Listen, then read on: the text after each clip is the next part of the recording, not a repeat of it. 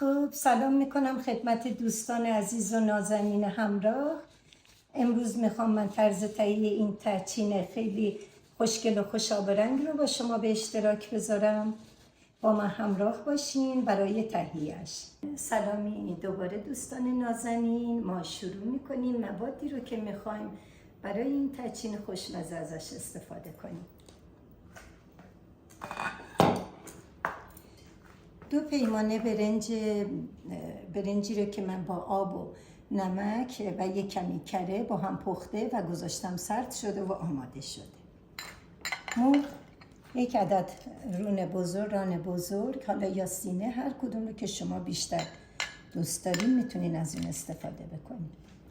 تخم مرغ 2 عدد تخم مرغ کامل و 1 زرده اضافه، 3 قاشق غذاخوری پرماست، آب زعفرون حل شده، کمی خلال پسته برای تزیین روی ترچین و مقداری زرشک که باز مقدار زرشکم به دلخواه خودتون و مغز گردو نیم کوب شده. خب ما اینجا شروع میکنیم.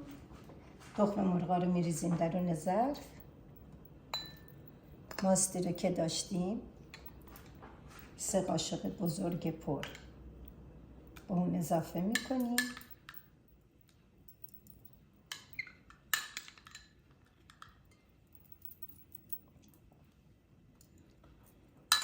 و یه مقدار آب زعفرون. من یکم زعفرونم داخل برنجش ریختم که این خوش رنگتر و چستر بشه. حالا در صورت نیاز میتونیم زعفرون رو بیشتر کنیم. و با چنگال من به همشون میزنم.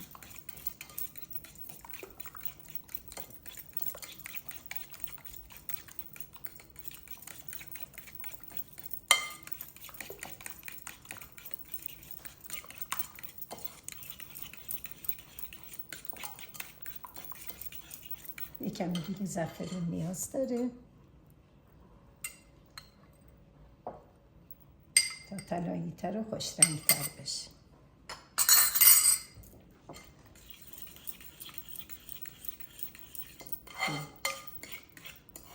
این الان خوب شد رنگش. اینو آماده میکنیم. خب من محتوا رو گذاشتم اینجا، خیلی کم به اندازه 2-3 قاشق روغن و مقداری کری رو که آب کرده بودم و حالا باز ماسیده. یه مقدار کره. اینو من آب میذارم آب بشه.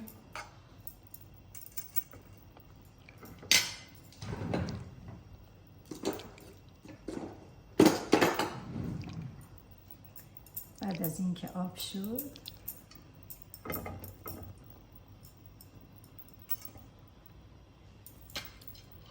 من این گوشت مرغ رو بهش اضافه میکنم.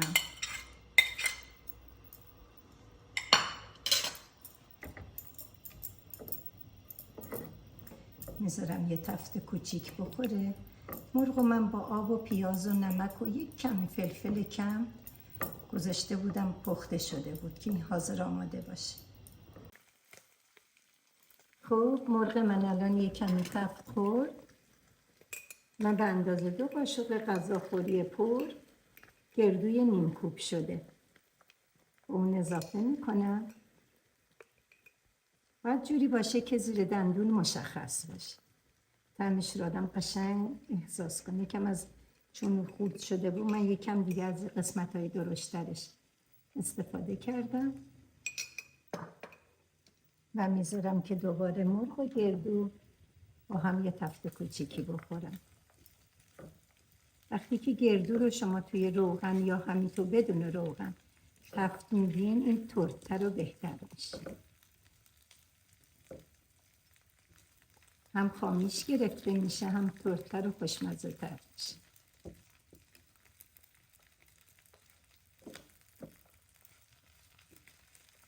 به اندازه 1 الی 2 دقیقه تفت بدین براش کافیه.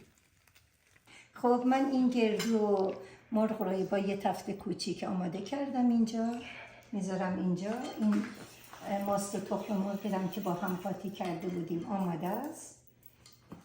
یه پر کوچیک نمک بهش اضافه میکنم چون توی برنجش هم نمک داشته و برنج رو اضافه میکنم ماست و تخم.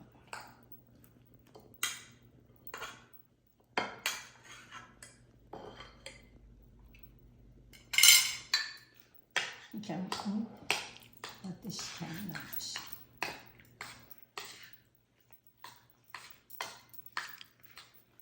قاطی میکنیم که اگر نیاز داشت دوباره از برنج استفاده کنیم. مثل مایه کوکویی که درست میکنیم، کوکو سبزی، کوکو سیب زمینی، باید به این اندازه باشه.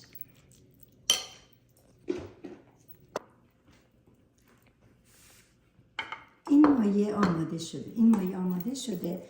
اگر گاهی میبینین همیشه شما ماست و تخم مرغ دم دستتون باشه که اگر احساس کردین این کمی سفت هست میتونید یه قاشق ماست یا یه تخم مرغ به مایه‌تون اضافه کنین. این الان اینجا حاضره. من مقداری روغن میرزم ته تابه.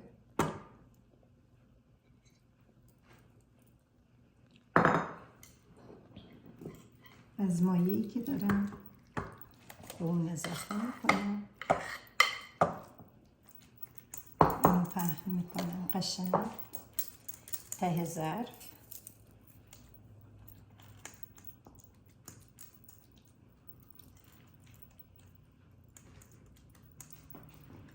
چندین نوع تهچین داریم که به نظر من این تهچین از بقیه میتونه خوشمزه تر باشه و باز اونم سلیقه‌ایه.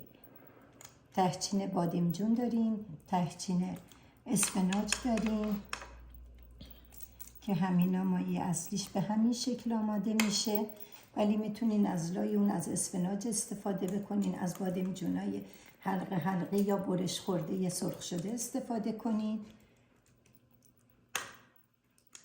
این الان ولی من تهچینی آماده میکنم که با زرشک و مرغ و زرشک و گردو خورده میشه. اینو میتونین پخش کنین روی ظرفتون که سطح لایه اولی رو بپوشونه.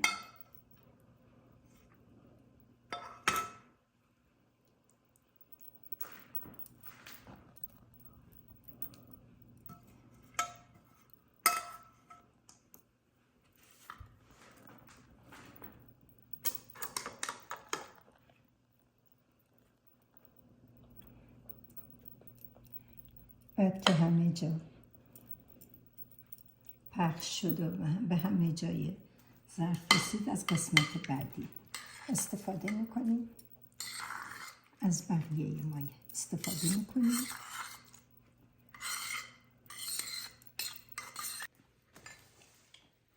خب من لایه دومم ریختم. اینو همینطور صاف میکنیم که سطح مرغ و گردو اینا همه پوشیده بشه. خب این الان آماده شده. من میبرم که بذارم روی اجاق. خب این آماده شده. من قرار میدم روی شعله. باید اولش کمی زیاد باشه شعله تا این ظرف ما داغ بشه و الان این کم باز کمترش میکنم. بعد یه چند تا با سر چنگال نه توی گوشت اینا فرو میره و با دم چنگال چند تا سوراخ میکنیم.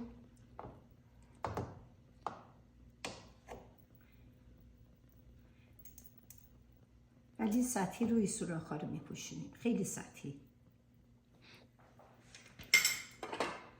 و کره آب شده ای رو که داشتم روی غذا میریزم.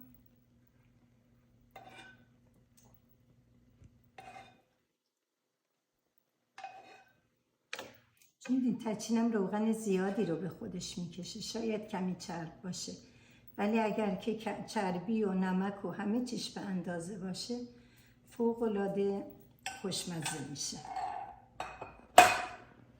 و میذاریم تا وقتی که دور تا دور این کره به جوش بیاد و قلقلای ریز بزنه، اون وقت زیر شعله رو کم میکنیم، در ظرف رو میبندیم به مدت 25 دقیقه تا این یه تچین برشته و طلایی و خوب به ما بده.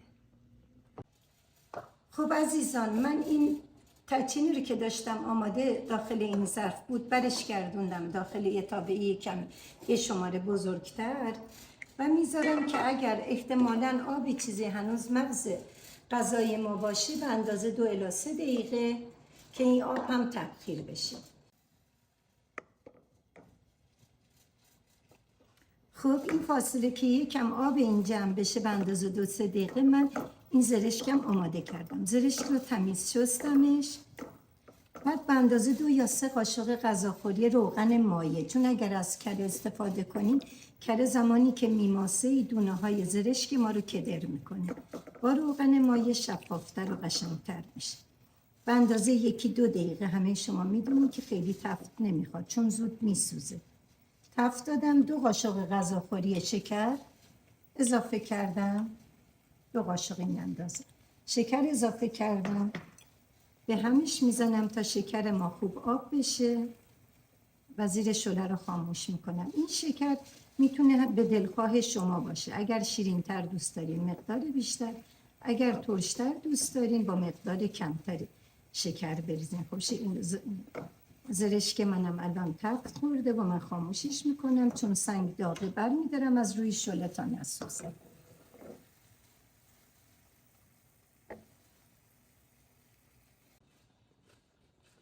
خب این تچین خیلی خوش رنگ خوبی آماده شد.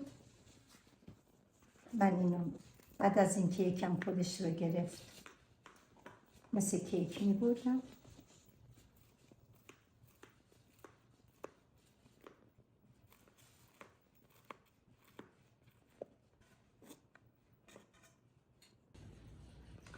خب عزیزان، این غذای منم آماده شد، تقدیم میکنم به نگاه مهربون شما بپزین و میل کنین.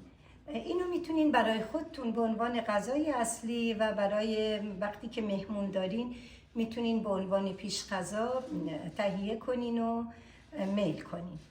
در ضمن سابسکرایب لطفاً فراموش نشه برای بیشتر دیده شدن ویدیوهایی که میرسه و خیلی سپاسگزارم که با من همراه بودین.